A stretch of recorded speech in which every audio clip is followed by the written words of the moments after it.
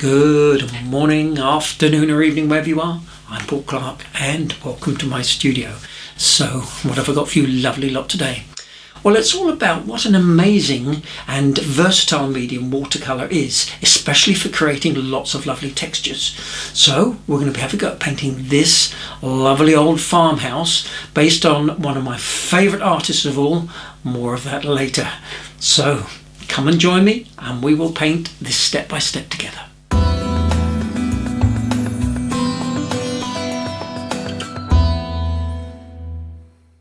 Okay, so here is the reference painting that I've based today's tutorial on, and it's by one of my favourite all-time artists, John Blockley. Now, I've done a video on his work in my inspiration series, link above if you haven't seen it. Now, he really was the master at experimentation and pushing the boundaries of what watercolour can do, and his textures are just simply wonderful. So I'm not suggesting in this video that this is a guide on how he painted, but more about how I've learned to get great textures inspired by his work. For today's materials, my paper is some Bockingford Rough. It's £200, nice and thick, so won't need stretching. But as always, any decent watercolour paper will do. And for today's colours, I'm using cadmium yellow, yellow ochre, burnt sienna, cobalt blue, Payne's grey, and I'm also using some Mars black, which is one of the most granulating colours I know, great for that John Blockley texture. Now if you don't have it, just use any black or even just Payne's grey. And for my brushes, I'm using a large Harkey, and from my range a 3/4 inch flat, number 12 and number 6 round. Here's the drawing, and of course, as always, the drawing template is free to download from my website, link in the description below. And you can see I have simplified the composition a little, taking out the barn on the right with all its complicated steps. Off we go, and I'm starting using my large Harkey brush to wet the sky area, carefully painting around the cottage. Then, using my 3/4 inch flat brush, I'm using a mix of cadmium yellow and yellow ochre and painting in some stripes straight into the wet.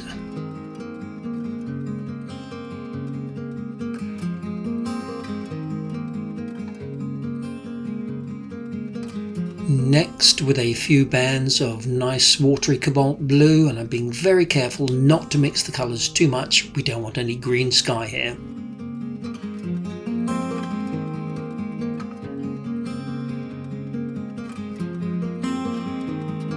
Now for some moody dark clouds, and I'm going straight in again into the wet with some Payne's grey. I do enjoy painting skies like this because you never really know what you're going to get until it's totally dry. And I think that's the fun of it.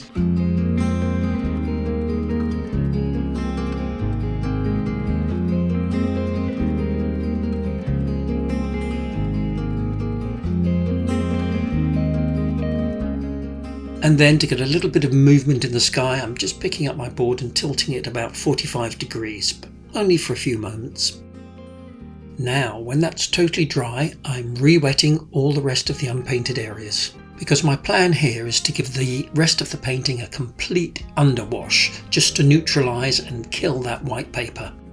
So I'm putting in all these underwash colours straight in wet, and I'm not worried if they mix and blend and blur on the paper. So here, mainly a burnt sienna base for the cottage. And I'm painting fairly loosely around the windows and doors.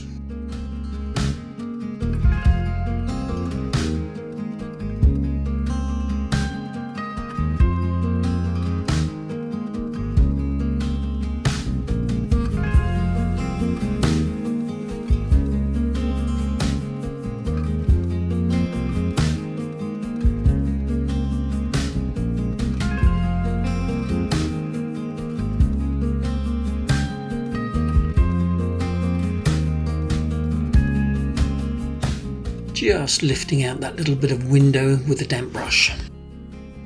And to get this browny colour, I've just mixed in a little bit of cobalt blue into my burnt sienna.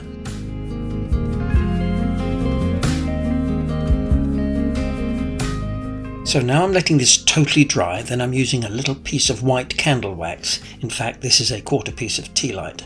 And I'm using this as a resist and lightly rubbing the paper with the intention of leaving the wax on the raised surface of my textured paper with the valleys untouched. And just a few little dabs and scrapes here and there.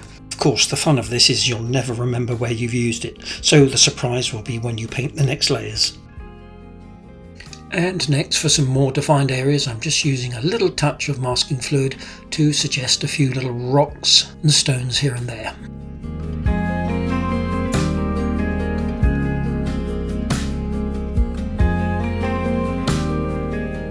You can even splat on a little bit of masking fluid.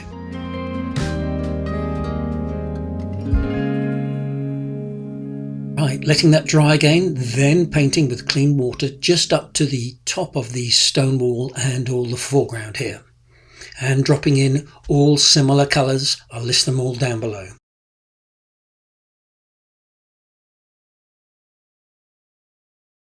Yep, good idea to cover up your sky. This can get a bit messy, getting those splats in. Now, I say this a lot on my channel, that splatting in isn't only about getting that great random texture, but it's also perfect for getting stronger pigment into your wet washes without disturbing the paint below.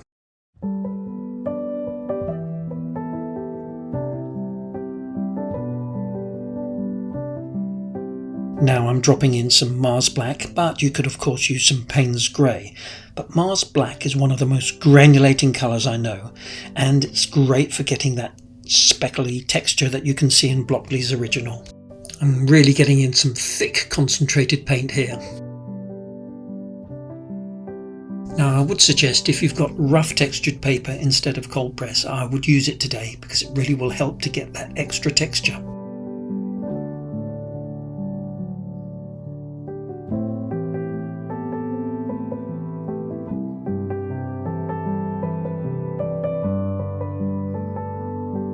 And here, with the world's most grubbiest hands, I'm just sprinkling in a few little granules of table salt. No big clumps, just individual granules, and it should give you a nice subtle feathery effect. And here into the damp, using my number 6 brush, I'm just bringing out a few of these little rock shapes. And you can see how the Mars Black is beginning to granulate beautifully. I'm not sponsored, but if you're thinking of buying a tube, I find the Winsor & Newton Professional really does work a treat. And splatting here with a smaller number 6 brush just gives you smaller texture. And here, to force a few backruns or cauliflowers, I'm just dropping in a few blobs of clean water into the damp wash.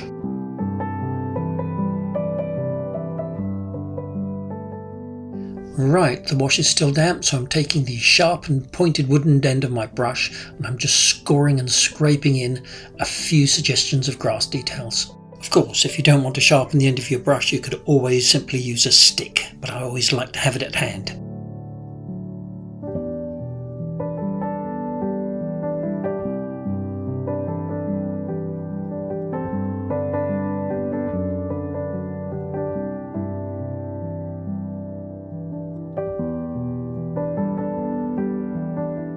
Five to 10 minutes later, we are in the damp stage and I'm going to be doing all my splatting again using the same colours, but this time the splats won't spread quite so much, they'll be slightly more prominent because the paper's not so wet. And here I'm just painting around those areas that I've masked out just to give some more shadows under these rocks.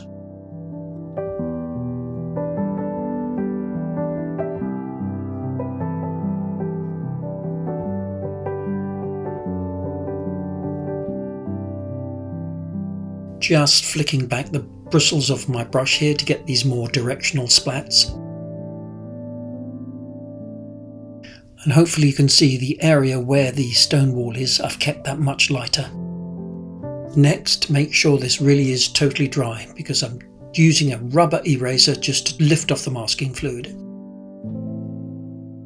Now I'm thinking some of these rocks are a little bit too bright, so I'm just taking a very watery burnt sienna and cobalt blue and just putting some shadows on them. All very subtle though.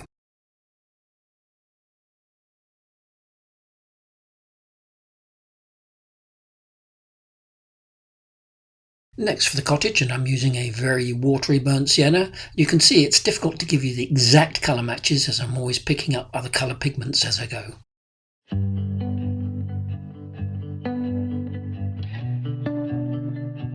In we go here, wet in wet with a little touch of Mars Black.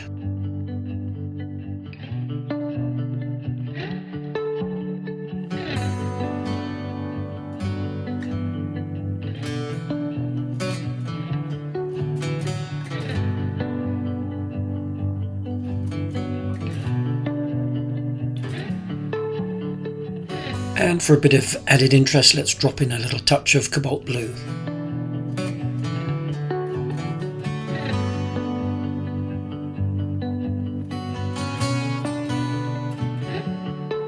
And I think painting the door blue is a good plan. It's just giving the painting a harmony and balance rather than introducing a totally new colour. And a little bit of Mars Black shadow just on the top of the door here. The tree, that same goldy mix here, nice and wet, and then dropping in a shadow underneath with the burnt sienna cobalt blue mix.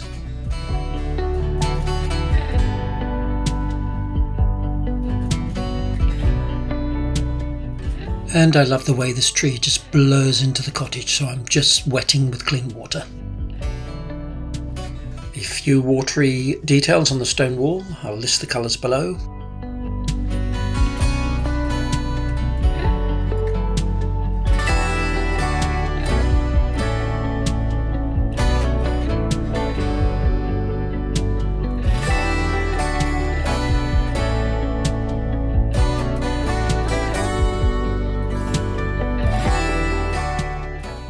So now we need to let that totally dry. So it's a perfect time for a short break. And how about a mug of hot farmhouse vegetable soup? Now I bet that surprised you. Now for the final details, and I'm starting from the top and working down for practical reasons. As I don't want to smudge anything below my wrist, I'm using my number 6 brush here and really trying to paint things in as simply as possible. One stroke if you can. Smudging and lightening the value in certain places.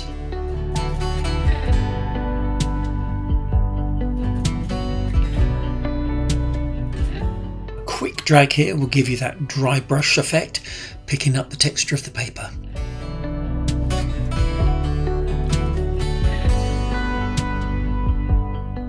And I'm using this nice dark value here to give me the shape of the tree on the left.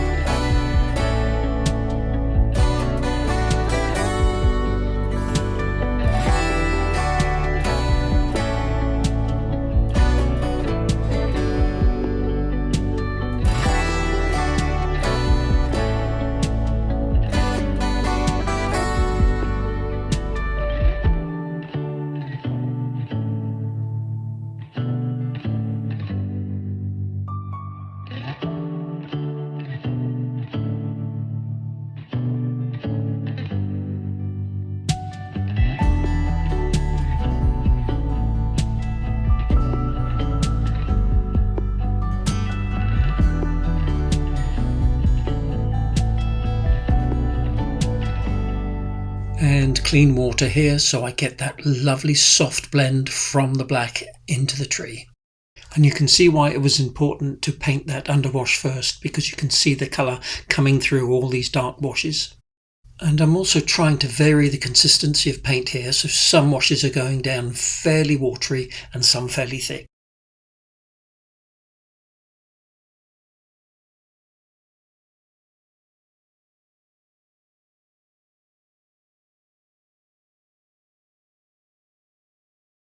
And again, you can see I'm using this dark value here to give the shape of the wall below.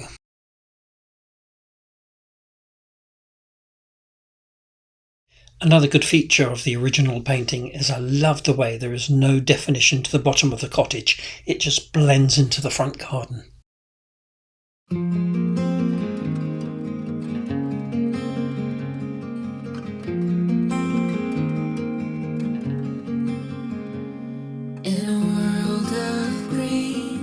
Just like a dream, you and I standing wild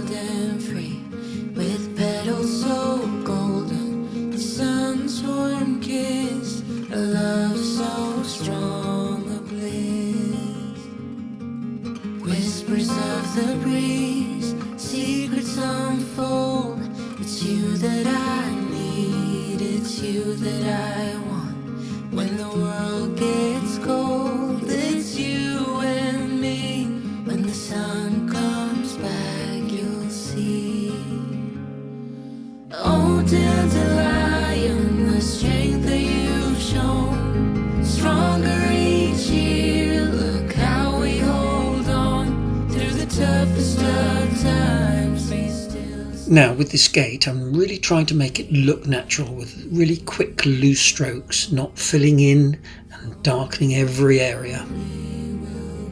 And sorry about my hair getting in the way.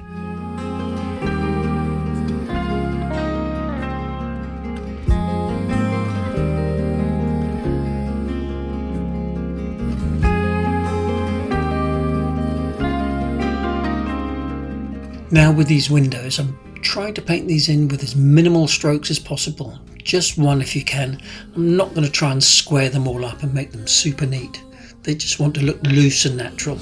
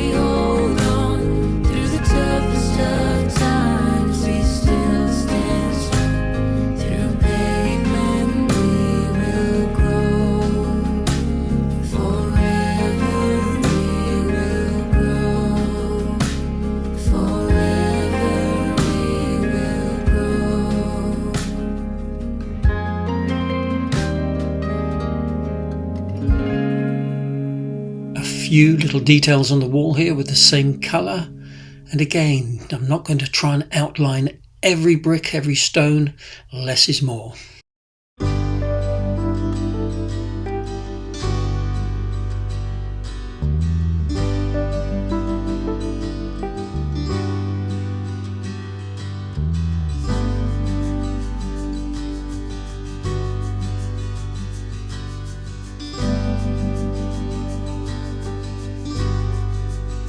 And here I'm just suggesting some flatter, longer stones, so I'm just using a flat wash.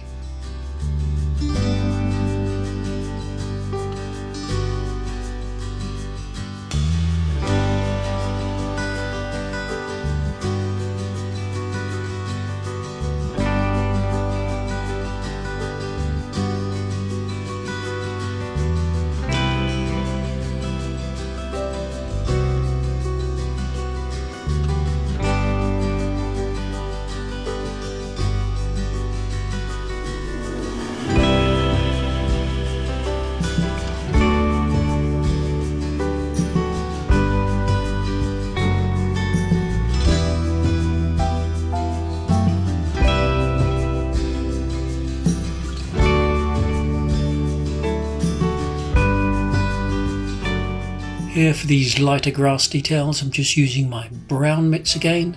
Lots of short, quick dabby strokes. Lifting up my brush with each stroke to get that tapered end.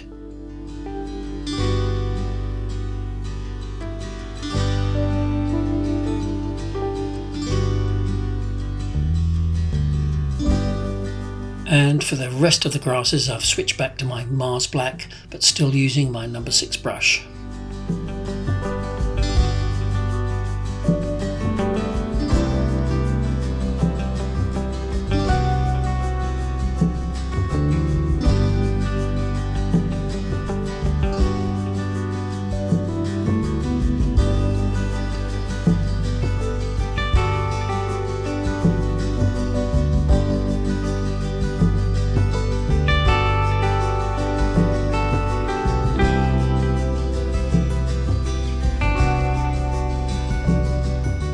And for those final little white touches, I'm using a Posca white ink pen, which I found to be one of the most opaque of all the white gel and ink pens.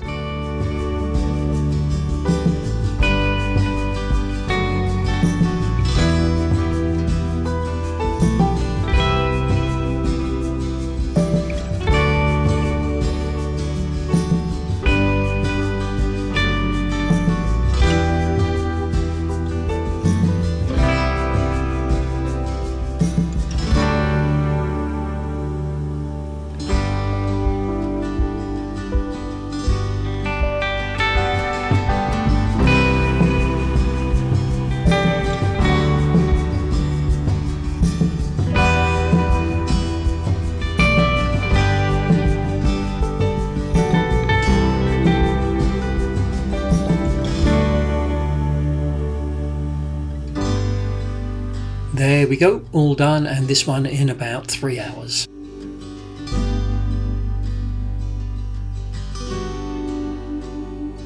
Now, I am fairly pleased with this, but in some ways I think I prefer the practice sketch that I painted earlier. Hey ho. Well, I hope you enjoyed that as much as I did, and you'll give it a go. Remember, today's lesson is all about experimenting, just letting the paint do its thing and having fun. And just before we go, I have been told that there are still a few spaces left on our winter retreat holiday in the beautiful island of La Gomera in the Canaries. Out of all the holidays and workshops that we do, this is probably our favourite. It's really nice to get away in the winter to get some sunshine. There'll be watercolour sessions every day, and you can look forward to some great food, great music, and of course a stunning location. It's from January the 21st next year, 2025. You can either go for 1 week or 2 weeks. All the details of that and the Harmony website is down in the description below. And in the meantime, please don't forget to like, subscribe if you haven't already, leave a comment. I do read every single one, can't always reply to them, and of course I look forward to seeing you all again next week for another Watercolour Wednesday. Take care now everyone, cheers.